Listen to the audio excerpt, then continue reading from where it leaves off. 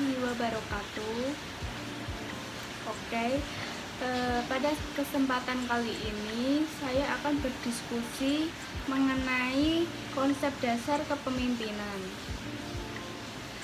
Sebelumnya, izinkan terlebih dahulu saya untuk memperkenalkan diri. Nama saya Novia Jatisa Putri dari Prodi Sarjana Terapan Manajemen Informasi Kesehatan Politeknik Indonesia Surakarta dengan NIM F1803. Berbicara mengenai kepemimpinan, kita perlu memahami terlebih dahulu apa sih itu pemimpin dan kepemimpinan itu. Pemimpin menurut Kartini Kartono tahun 1994 yaitu merupakan seorang pribadi yang memiliki kecakapan dan kelebihan di suatu bidang, sehingga dia mampu mempengaruhi orang lain untuk bersama melakukan aktivitasnya demi mencapai tujuan bersama. Sedangkan menurut Augara, pemimpin adalah seorang yang aktif membuat rencana-rencana, mengkoordinasi, melakukan percobaan, dan memimpin pekerjaan untuk mencapai tujuan bersama. Jadi menurut saya, pemimpin di sini itu orang yang memberikan sebuah arahan, instruksi bagaimana dia mengelola kepada bawahannya. Lalu kepemimpinan itu apa sih? Menurut Winardi tahun 1990, yaitu suatu kemampuan yang melekat pada diri seseorang yang memimpin tergantung dari macam-macam faktor, baik itu faktor internal maupun eksternal. Sedangkan menurut Stephen P. Robbins, kepemimpinan merupakan kemampuan mempengaruhi suatu kelompok ke arah pencapaian tujuan. Jadi di sini kepemimpinan itu bagaimana prosesnya, bagaimana orang itu mengelola, mempengaruhi dalam mengatur. Nah, prosesnya itulah yang disebut dengan kepemimpinan. Jadi di sini pemimpin itu orangnya, sedangkan kepemimpinan itu sifatnya. Kita beralih ke tujuan pemimpin. Yang pertama itu ada sarana untuk mencapai tujuan, dan yang kedua memotivasi orang lain.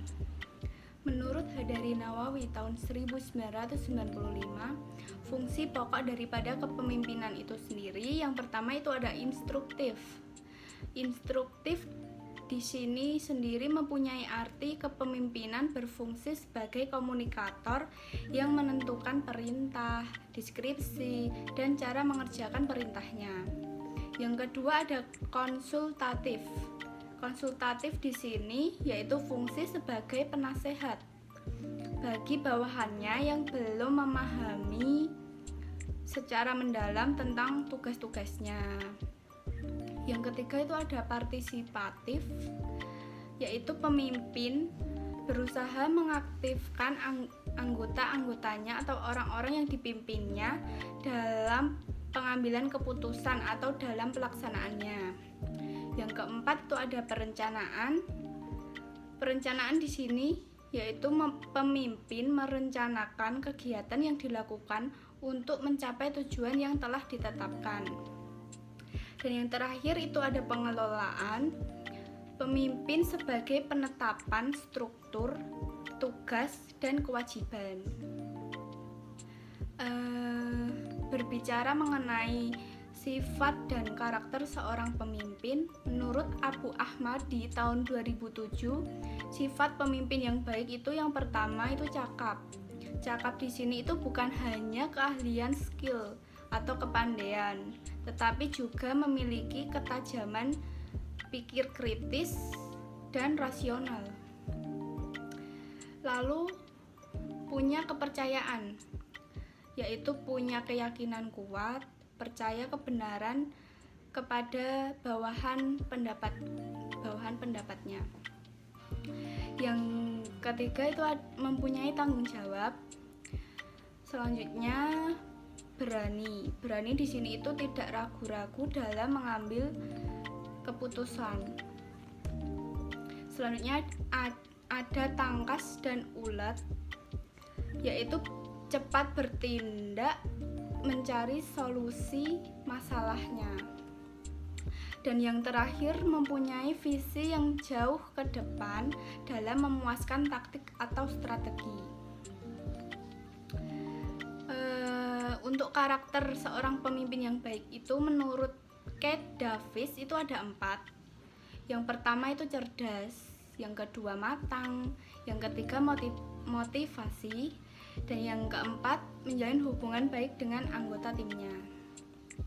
Selanjutnya itu ada jenis pemimpin. Jenis pemimpin itu ada banyak sekali. Pemimpin otoriter. Jika kita berbicara mengenai pemimpin yang otoriter, di sini pemimpin yang selalu bersikeras dengan pendapatnya, selalu memiliki prinsip sendiri, seolah-olah yang lebih benar itu pendapatnya gitu, bukan orang lain. Sedangkan pemimpin yang demokratis di sini itu pemimpin yang kalau ada permasalahan dia itu selalu mengutamakan kemusyawarahan, mengutamakan aspirasi dari anggotanya, timnya gitu. Sebagai contoh tokoh Abraham Lincoln. Lalu bagaimana cara menjadi pemimpin yang baik itu? Dari berbagai macam referensi yang saya dapatkan dari pengalaman pemimpin terdahulu, yang bagaimana dia membangun sebuah perusahaan, mendevelopment sebuah organisasi. Apa saja sih hal-hal yang menjadi pemimpin yang baik itu? Yang pertama itu ada reward and punishment. Bagaimana seorang pemimpin yang memimpin dengan reward and punishment? Apa sih reward and punishment itu? Reward di sini mempunyai arti yaitu penghargaan atau hadiah. Sedangkan punishment di sini itu hukuman. Ada karyawan atau anggota yang memiliki sebuah prestasi, maka dia si pemimpin akan memberikan sebuah penghargaan atau reward. Sedangkan ada karyawan atau anggota tim yang kerjanya kurang benar gitu, maka dia tidak segan-segan akan memberikan punishment atau hukuman. Nah, pada saat ini terjadi dinamika yang kontra. Wah, saya tidak setuju, saya kurang setuju dengan inilah, itulah, saya keberatan lah. Tapi tetap ada juga yang masih bertahan. Artinya ketika kita menerapkan sebuah sistem yang namanya reward and punishment ini, itu sangat penting. Ya walaupun ada banyak yang komplain, tetapi ini itu sangat penting. Kenapa?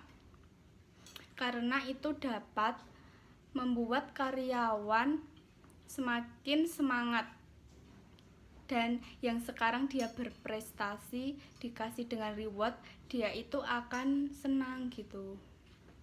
Dan ketika dia melakukan sebuah kesalahan, dia diberikan punishment, barangkali dia itu akan jera atau kapok untuk melakukannya kembali. Yang kedua, jadilah seorang mentor bukan mandor. Mentor. Jika Anda memiliki seorang tim atau anggota, maka Anda akan selalu mendidiknya, merangkulnya, sehingga kalau ada salah maka dapat diluruskan gitu. Hai, kamu salah, begini yang benar, gini gitu. Tapi kalau mandor itu biasanya menyalahkan. Kalau di organisasi itu kita kan bekerja sama dengan semua orang ya. Kita itu tidak boleh bersikap seperti mandor. menyuruh-nyuruh seenaknya atau apa gitu. Yang ketiga, berikan motivasi kepada tim atau bawahan. Saya rasa semua orang semangat setiap hari itu tidak mungkin. Kadang ada momen dimana dia itu merasa stres, lemas, pusing, atau masalah lain lah. Nah, tetapi kalau kita tidak memotivasi mereka, ya mereka akan seperti itu terus gitu. Anda sebagai seorang pemimpin, tentunya Anda itu harus lebih kreatif. Bagaimana Anda itu bisa memberi motivasi kepada bawahannya atau tim. Ini penting karena semua orang itu butuh motivasi. Nah, itu jangan sampai orang itu mendapat motivasi dari orang lain, sehingga Anda yang bekerja sebagai pemimpinnya itu malah semakin menjauh, nggak dekat gitu. Justru Anda itu sebagai pemimpin itu harus lebih dekat dengan anggotanya, sehingga akan dikenal, dikenang, dan disenangi oleh mereka-mereka. Inilah yang perlu diperhatikan dan dipahami. Yang keempat, bersikaplah terbuka kepada tim atau bawahan Anda. Anda harus terbuka, jangan tertutup.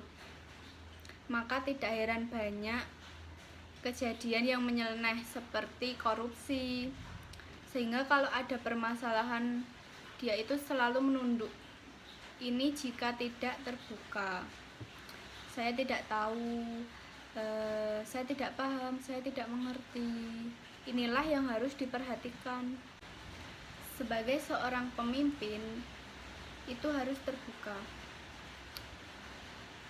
Ini loh masalahnya, seperti ini, perusahaan kita itu mengalami seperti ini itu gitu.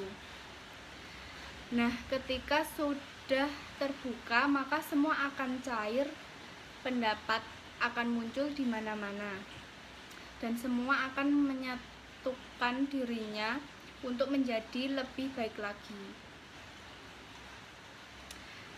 Anda akan lebih dekat dengan anggota Anda, bawahan Anda, dan akan disenangi oleh mereka-mereka. Tidak ada yang ditutup-tutupi, dan semua akan lancar secara transparan gitu. Yang kelima, berikanlah tanggung jawab kepada timnya atau anggotanya.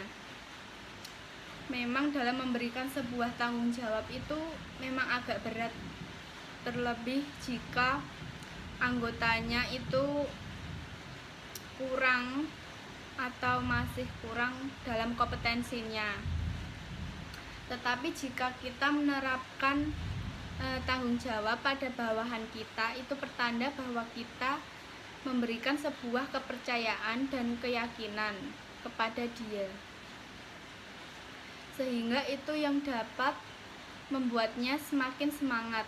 Oh, saya sudah dikasih kepercayaan seperti ini, itu saya semangat dan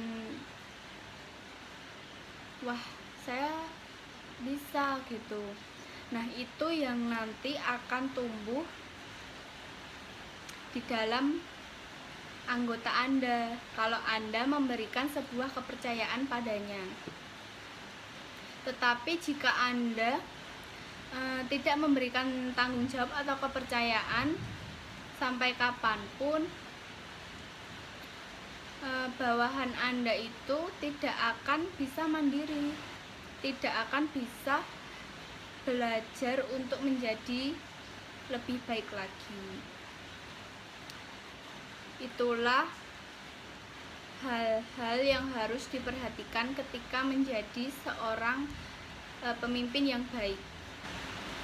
Ya, jadi kesimpulannya, menurut Giles tahun 1994, tidak ada gaya kepemimpinan yang jelek dan tidak ada kepemimpinan yang selalu tepat untuk semua situasi.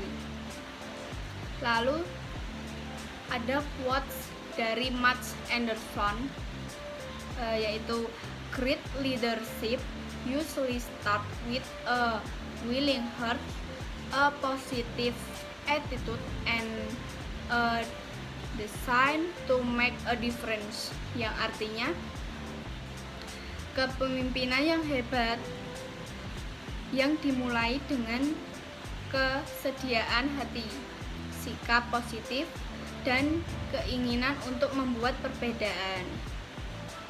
Sekian yang dapat saya sampaikan mengenai diskusi konsep dasar kepemimpinan. Apabila ada tutur kata yang kurang berkenan di hati, mohon dimaafkan. Sekian, wassalamualaikum warahmatullahi wabarakatuh.